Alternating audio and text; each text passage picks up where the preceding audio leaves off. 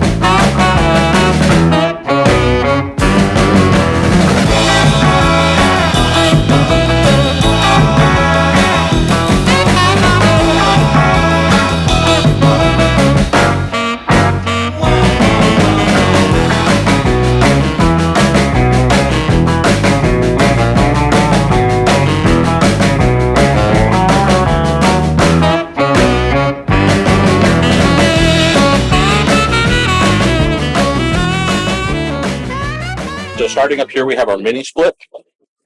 It's the outdoor unit. The indoor units run the air conditioner and the heat inside. This just has a condenser, and then it pushes Freon, liquid and vapor, through the line sets to and from the indoor units. You can see that we're unplugged. The unit's actually been unplugged since it left the factory last Thursday, and we've been running off of solar. So today's been a little bit of a rough day, Right. but the rest of the week's been pretty good. You can see one of the water tanks in there. That's one of the fresh tanks. There's actually 4 throughout the unit to get us to the 400 fresh, and then there's 400 split between black, gray, and galley. The galley tank is actually right here above the battery system. All stainless steel tanks, so they'll most probably outlive the trailer even. Right. Got our electric bay here, so that's handling everything with the electrical system. You've got the 3 solar controllers there to handle the 10,000 watts of solar, a surge protector, DC and DC converters, and then our 2 inverters. 2 5,000 watt inverters, and those pays together to do 240. So things like the lift in the rear for the garage, the dryer, the induction cooktop, the oven, all, and the mini splits, those are all 240. And you've got the batteries themselves. So we've got 108 kilowatt hours of battery. To give people context about that, Tesla is 80 kilowatts, kilowatt hours. So it could charge a Tesla full from empty and still have 28 kilowatt hours of power to run the coach. Oh, wow. And then start recharging it again with the solar to charge up. This was built for an electric vehicle, so you can charge the electric vehicle again. In terms of amp hours, which is what the majority of RVers are understanding, Right. that would be like 9,000 amp hours at 12 volts. So 9,100 amp hour batteries would be in here. It would take up 2 bays. Okay, so you got 10,000 watts of solar? Not quite yet. We still have to add 2 more on the front when it gets back to Missouri. Okay. But, it's just about 10,000 right now. Wow. Solar wings, are they motorized? Yep, they go in and out. Takes about 4 minutes for them to go in and out. But yep, just hit a button and Now, All automated. we're out in Texas. Uh-huh. We have lots of hailstones. So how are they rated versus like that? I'm not sure on hail. Hail's not the friend of solar. Right. Our roof is going to be fine. It's molded fiberglass, so you're good there. But yeah, the solar panels aren't going to like hail. There's nothing special with them in that regard. Okay. So they're a standard solar panel, so it would stand up just like anything else out there. Gotcha. Except for these, the bottom ones would be protected by the top ones, so there's a little bit of protection You're there. going to get some. So So you won't lose them all. correct. In this case, They're split, so the bottom ones are on one of the solar controllers, and the top ones are on another. Okay. So if you lost the full top set, you could still put your bottom ones out and have 5,000 watts of power. And that'll still charge all the batteries. Just not as fast. Right, right. So here you've got the commercial tires, 25,000 pound axles, 22.5 tires, dually. So there's 8 tires back here. Air ride, air brake, disc over air actually, or air over disc. So really good stopping power. And the good thing about these, relative to most RV situations, 24/7 truck stop USA. So anywhere in the US that deals with a truck, you're going to be able to get service on these. You don't have to wait weeks, months, whatever, to get into an RV shop to work on them. Are they self-leveling? Correct. So 4 landing gear, 2 here between the axles, and then 2 up front. It is a self-leveling system. It's the Quadra system by Bigfoot. Okay. One of the doors to get out of the vehicle when it goes into the garage, there's a port. You can charge the vehicle while it's in the garage, or you can charge it out here beside the vehicle through that as a charging port. So is this just like a pass through, or plug in here and then pass through? Plug in on the inside. Okay. On the inside, and then here on the rear are some access ports. The owner does some ham radio, so that's a place to tie antennas into the unit and get everything set up for the ham radio. Okay. And you say you do what, about 2 units a year? 10 units a year. 10 units a year. Yep. Okay. So this one is already sold. Correct.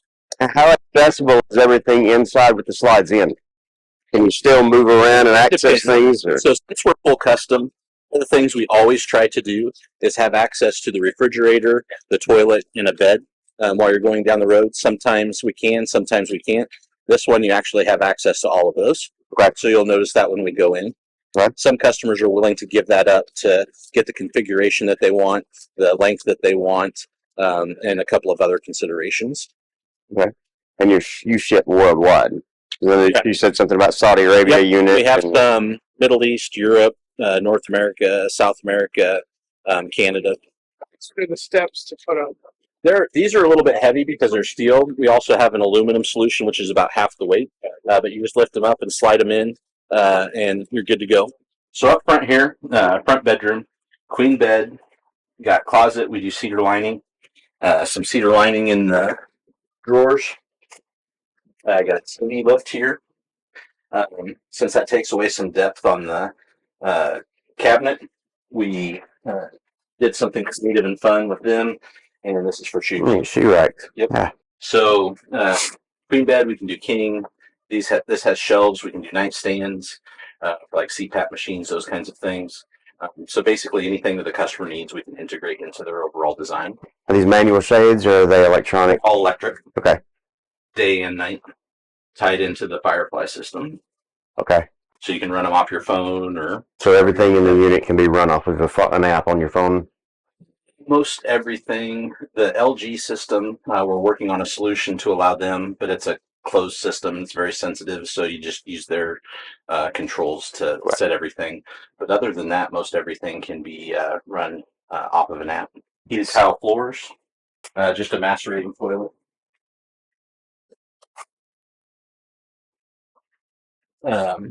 Then it gets a little bit more fun as we get into the bathroom. So you got a full residential shower tile with a fun rain. There you go. Residential. So quartz countertop, residential faucet. Nice, and the lights come on as the second door opens. You said these are residential washer and dryer. Yep. Samsung 27-inch. So nice. So you don't have the issue with drying time as nope. And they're all soft close. Mm-hmm. So come into the kitchen again. Some residential appliances. A full residential fridge. Just the one that you can see what's inside through the. Okay. Yep. Full residential dishwasher.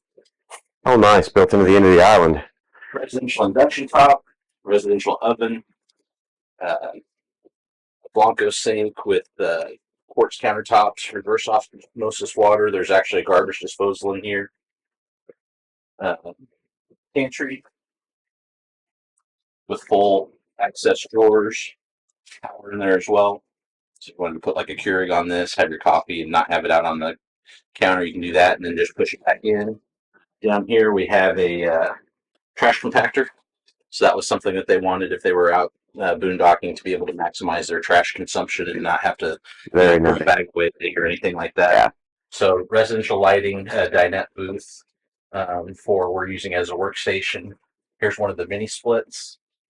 So there's one in the bedroom, bathroom back here, one for the living area, one in the rear bedroom. Very efficient. Obviously, we've been running them off a battery all week. They've got heat pumps on them, so they're good down to probably about -20. Depends on wind. So if you can hide them from the wind, they'll give you heat for a really low temperature. Right. How are these going to react? Say, I know you're going to get plenty of sun out in the desert, but say you're out in the Arizona desert in 100+ degree temperature. How are these going to work as far as cooling in the inside? So we have an air conditioner actually for the batteries. So as long as the batteries are working, it'll keep the unit cool.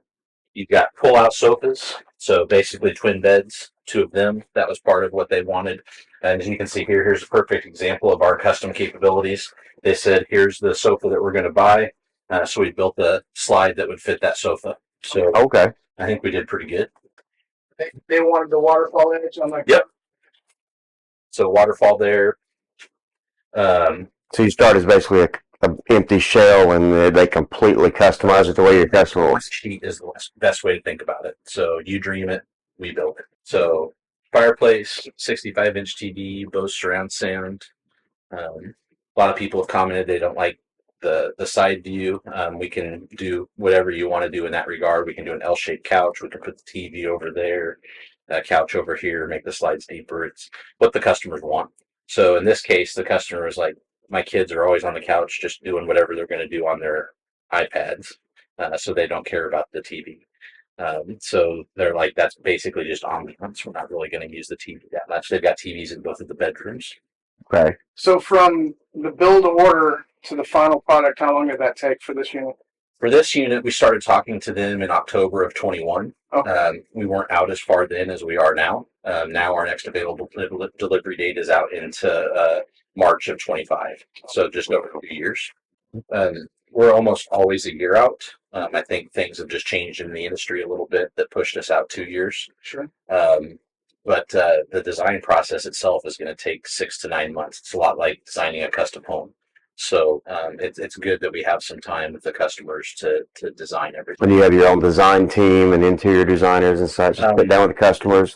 There's options. So we've got a lot of experience on our team.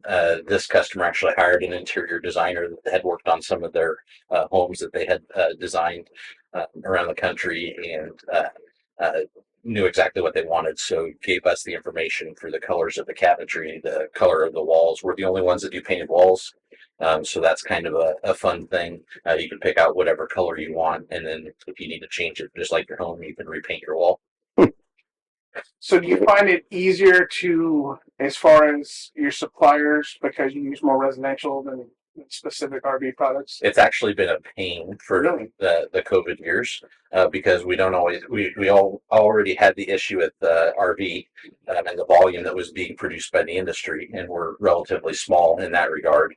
So it was challenging to get some product. But then on the residential side, we had some of the same issues that RV companies weren't having to deal with because of refrigerators and those types of things. So we were kind of getting the worst of both worlds. Okay. Actually, so the supply chain issues were definitely real for us. Most of those are subsiding now. Generators are typically the hardest thing for us to get right now. Have you ever had a client request something you couldn't do? Yeah. And we usually try to find a solution that's within the frame that they were wanting to accomplish. So it may not be exactly what they wanted to do, but we can usually get pretty close. Like a helipad on the roof?